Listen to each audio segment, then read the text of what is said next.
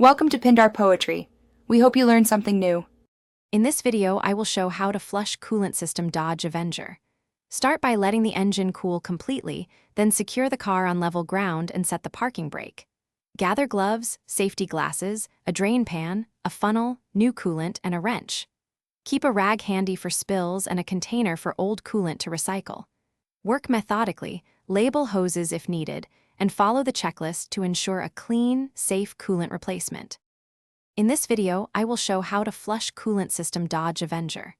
Begin by assembling tools and confirming you have the correct coolant for your engine. Put on gloves and safety glasses and position the drain pan under the radiator drain plug. Remove the radiator cap only after the engine is cool to avoid splashes. Have a rag and a container ready for old coolant, and ensure pets and children are kept away from the work area. In this video, I will show how to flush coolant system Dodge Avenger.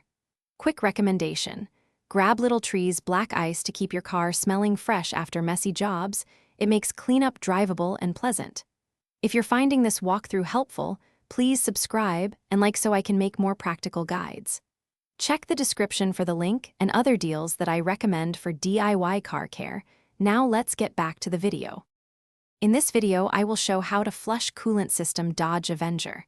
Drain the radiator by opening the plug and letting all old coolant flow into your pan, then close the plug and flush with distilled water.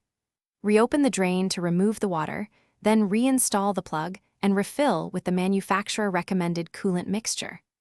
Start the engine with the heater on to circulate coolant, top up as needed, and check for leaks while the system reaches operating temperature.